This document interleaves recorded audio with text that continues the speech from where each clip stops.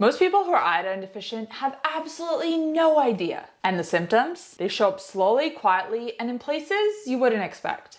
Things like thinning hair, persistent fatigue, brittle nails, feeling cold all the time, stubborn weight gain, and even dry skin. These are often chalked up to stress, low iron, aging, or just hormones. But here's the truth that not many people are talking about. A huge number of these symptoms are rooted in one mineral that most people are not getting enough of, and that is iodine. And today I'm going to help you to spot the signs your body is asking for more. I'm Kait, a nutritionist who helps people to balance their hormones, improve thyroid function, and reverse insulin resistance naturally. Over the years, working with clients and creating content for this channel, one thing has become very clear. Iodine deficiency is far more common than people think. Or at least low iodine levels. It doesn't even have to be a complete deficiency. And this matters because iodine is at the center of thyroid function, energy production, metabolism, and even cognitive health.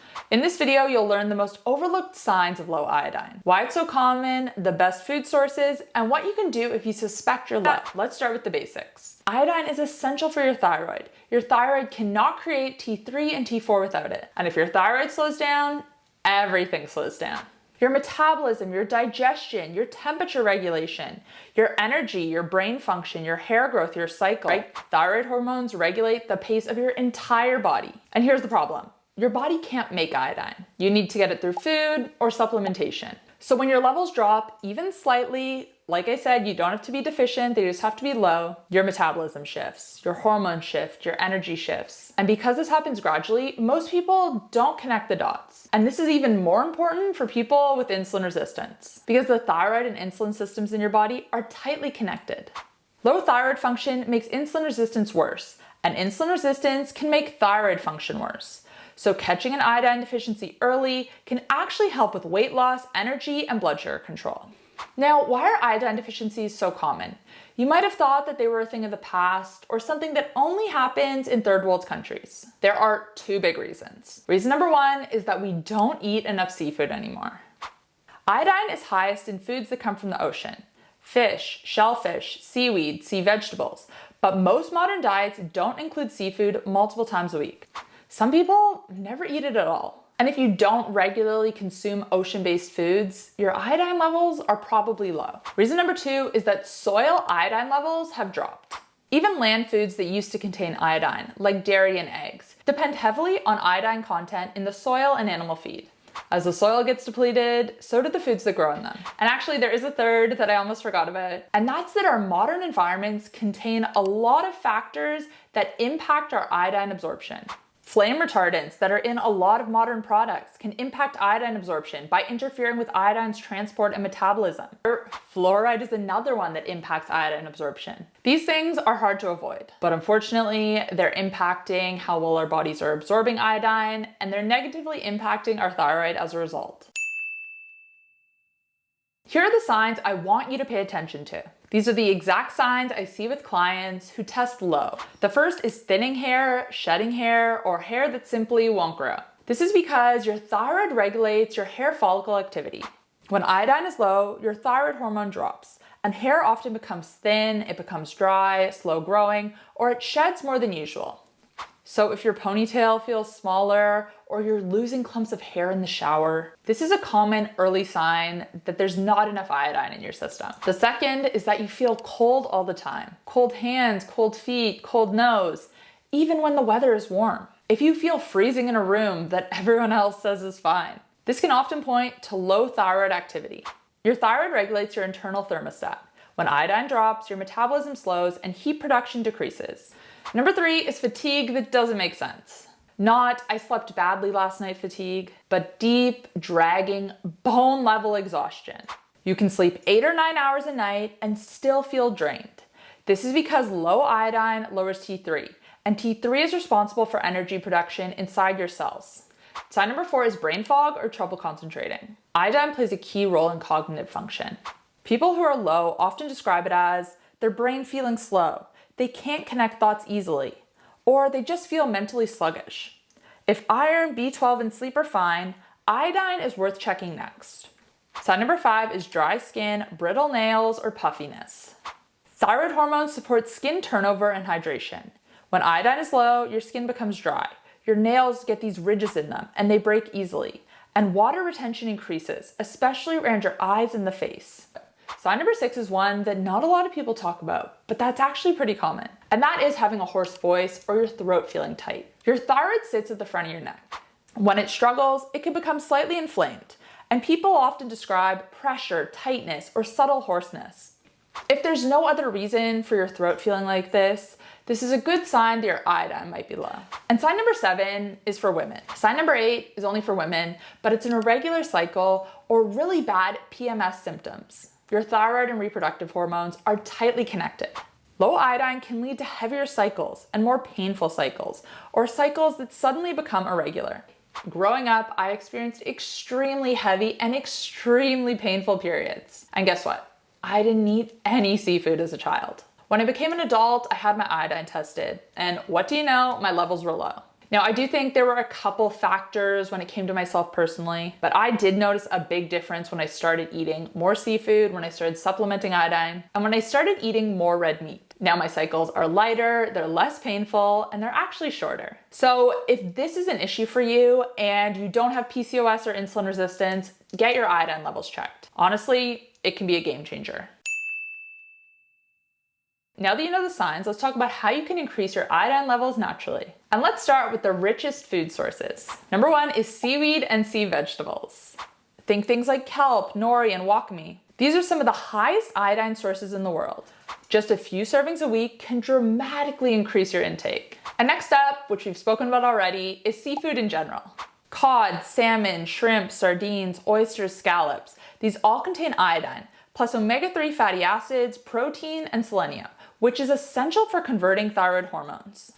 Number 3 is eggs, and specifically egg yolks. Now these don't contain as much iodine as seafood does, and the levels do vary depending on your source, where you live, the quality of your eggs, but they can be a good way to top up your intake. Number 4 is dairy, for those who tolerate it.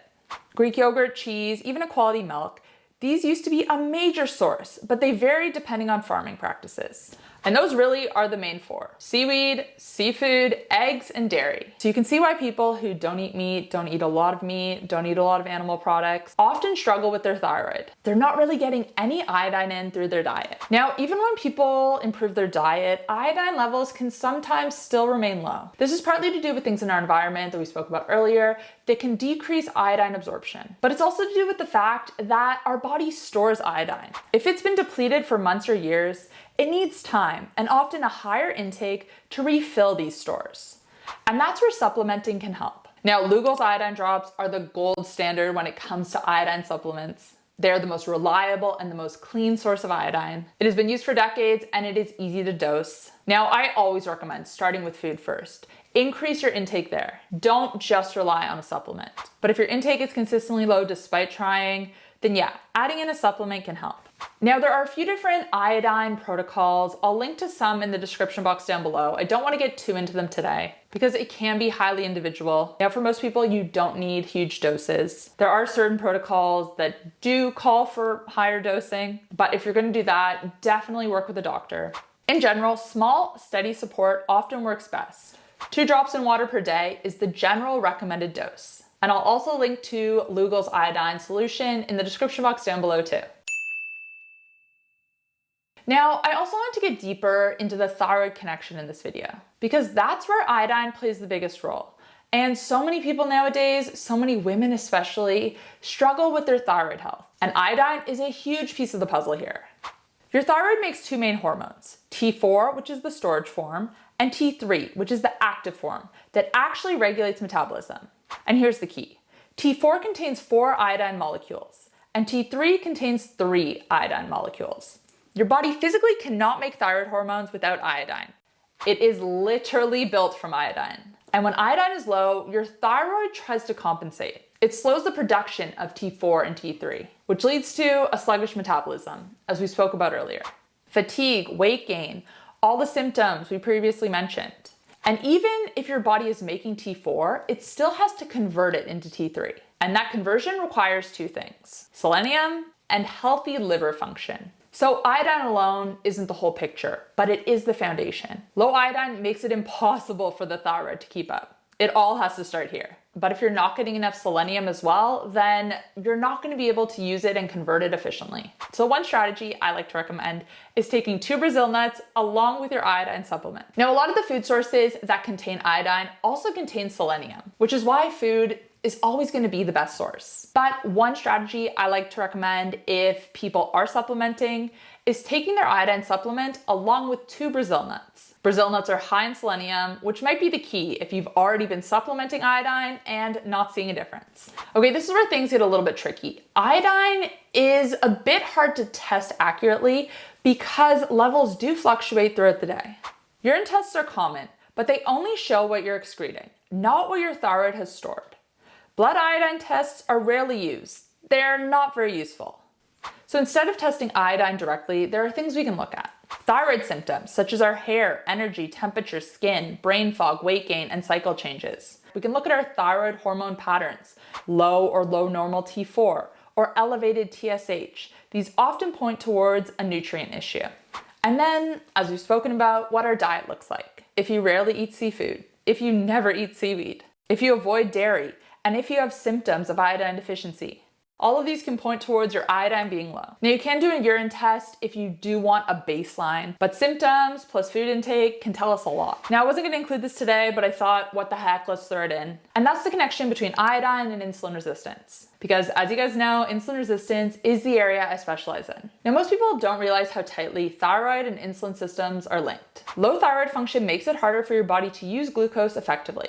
This can raise fasting blood sugar, raise your insulin, and slow fat loss. And on the flip side, insulin resistance can actually impair our thyroid function, leading to more difficulty losing weight, more fatigue, more cravings, and a slower metabolic rate. So when you support iodine and thyroid function, you're in turn supporting your insulin sensitivity. Quick question for you before we wrap up. Do you regularly include seafood in your diet, or is it something that you avoid or forget? Let me know in the comments down below, because I do know it's something a lot of people either love or hate. Personally, I said earlier, I never ate seafood growing up. I don't know what was wrong with me, because now I absolutely love it. Oysters, one of my favorite foods. Now, if your iodine is low, you might also want to avoid some of these foods. Goitrogens are found in some raw vegetables, and they can interfere with iodine when intake is already low. Think things like raw kale, broccoli, cauliflower, and cabbage. Cooking them removes this effect. So you don't have to avoid them entirely, just cook them. Try not to eat them raw. So at this point, you should have a clear picture. Iodine deficiency and low iodine levels is common. It affects almost every system in your body, and the symptoms are easy to misinterpret. To support healthy thyroid and metabolism, include seafood weekly, use seaweed intentionally, and consider supplementing if symptoms persist even after improving your diet. When thyroid function improves, everything improves. Your energy, your metabolism, your mood, you're gonna feel better overall. And as a bonus, fat loss feels easier. So iodine, it's often overlooked, but it's not an insignificant mineral. It really is the foundation for thyroid health. Now, if you did find this video helpful, you might also like my video on morning mistakes you might be making that are sabotaging your results. I'll link that on the screen now. Thank you guys for watching, and I will see you in the next one. Bye.